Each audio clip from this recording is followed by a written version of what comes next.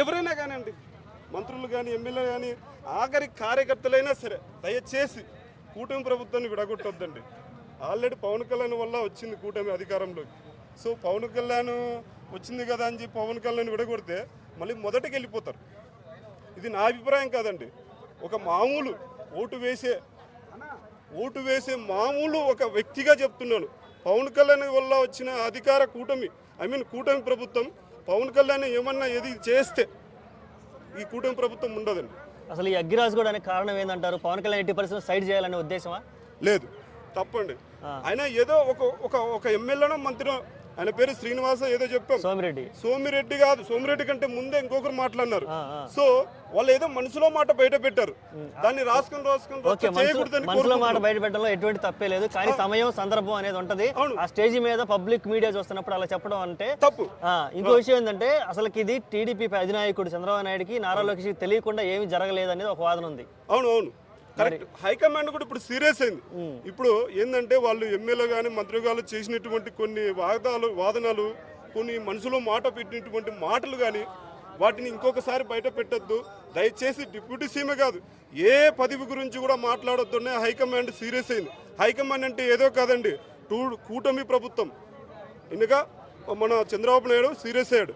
So దానికి నేనేమంటున్నాను అంటే దయచేసి ఇలాంటి మీడియాలో ప్రచారం ఎక్కువ చేయకండి. దయచేసి ఎమ్మెల్యేలారా, ఎంపీలారా, కూటమి ప్రభుత్వంలో ఉన్నటువంటి ఎమ్మెల్యేలారా, ఎంపీలారా, ఇంకా ఆఖరికి వాళ్ళ కింద పనిచేసే ఒక కార్యకర్తలారా, కూటమి ప్రభుత్వం విడగొట్టకండి. పొరపాటున విడిపోయిందంటే, పవన్ కళ్యాణ్ నుంచి విడిపోయిందంటే కాపాడడం ఎవరి వల్ల కాదండి. స్టార్టింగ్ అగ్గిపుల్ల రాజేసింది మాత్రం మహాసేన్ రాజేష్. మహాసేన్ రాజేష్ ఏమన్నా యూటర్న్ తీసుకొని వైసీపీకి ఏమన్నా టర్న్ అయి ఉంటాడు. వైసీపీ ప్రభుత్వం గురించి అసలు మాట్లాడకండి ప్లీజ్, దయచేసి వైసీపీ ప్రభుత్వం గురించి మాట్లాడకండి. అదే అయిపోయింది, దాని గురించి మేము ఏమన్నాం. నేనేమంటున్నానంటే అతను రాసినటువంటి అటువంటి మాటలను దయచేసి దాన్ని తీసేసేయండి. ఇప్పుడు జరుగుతున్న చర్యల వల్ల వైసీపీ ప్రభుత్వాన్ని గుంజుకునే అవకాశం ఉందా? లేదండి, వైసీపీ పార్టీ అస్సలు గుంజుకోదు. పొరపాటున విడిపోతే పవన్ కళ్యాణ్ పార్టీ గెలుస్తుందే తప్ప. ఇంకొకటి ఏంటంటే, ఆల్రెడీ పవన్ కళ్యాణ్ చూసి ఓట్లు వేసిన వాళ్ళమే మేము ఎక్కువ ఉన్నాం. ఇంకోటి చంద్రబాబు నాయుడు సరే విడిపోతారు, అది ఇది జరుగుతుందంటే తర్వాత నెక్స్ట్ చూద్దాం, ఎవరి అభిప్రాయాలు వాళ్ళకు ఉంటాయి. వైసీపీ ప్రభుత్వం గుంజుకుంటుందంటే నాకు సంబంధం లేదండి. నేను ప్యూర్ జనసేన కార్యకర్త, ప్యూర్ జనసేన వాడిని, పవన్ కళ్యాణ్ ఫ్యాన్ అండి. పవన్ కళ్యాణ్ చేసే పనులు వలన టీడీపీ వాళ్ళకి ఏమీ లాభం లేదు, కాంట్రాక్టులు రావట్లేదు, దోచుకొని తినడానికి ఏం ఉపయోగం లేదు.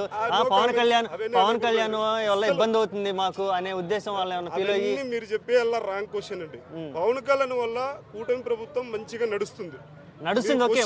క్వశ్చన్ కు నాకు ఎలాంటి సంబంధం నడుస్తుంది. కానీ చాలా మంది చేసి వద్దండి.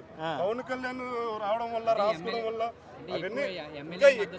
ఎమ్మెల్యేలకి అక్రమ సంపాదన లేకుండా పోతుంది అనేది అవును, మంచిగా ఆ ఉద్దేశంతోనే వీళ్ళు ఇట్లా కావాలని చేస్తున్నారా అంటున్నా నేను. లేదు, ఒకవేళ వాళ్ళ మనసులో మాట బయట పెట్టిండొచ్చేమో కానీ పవన్ కళ్యాణ్ చేసే మంచి వల్ల వాళ్ళకి ఇబ్బంది జరగచ్చేమో కానీ ఆ మంచి ఇప్పటికీ జరుగుతూ ఉండాలి.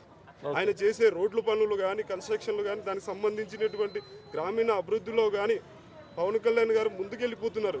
ఆల్రెడీ లాస్ట్ ఇయర్లో గిన్నీస్ బుక్ ఆఫ్ ది రికార్డులో 13,332 గ్రామాల్లో ఏకదాటిగా సభలు పెట్టించిన పవన్ కళ్యాణ్ గారు గ్రామాభివృద్ధికి కానీ, తనకిచ్చిన శాఖలు కానీ నిర్విరామంగా, తనకు మనస్ఫూర్తిగా, తనలో ఏమంటారు, మన భరత్ అని నేను సినిమాలో చెప్తారు, అంతఃకరణ శుద్ధితో పవన్ కళ్యాణ్ గారు తన డ్యూటీ తాను చేసుకుంటాడు. ప్లీజ్ దానిలో కూటమిలో ఉన్నటువంటి మంత్రులారా, మంత్రులారా, ఎమ్మెల్యేలారా, ఇంకా కార్యకర్తలారా, కూటమి ప్రభుత్వం విడగొట్టొద్దండి. మద్దతు ఎక్కువగా లోకేష్కి ఉన్నది, లోకేష్కి ఇవ్వాలని కొంతమంది అంటున్నారు. దాని గురించి ఏమంటారు?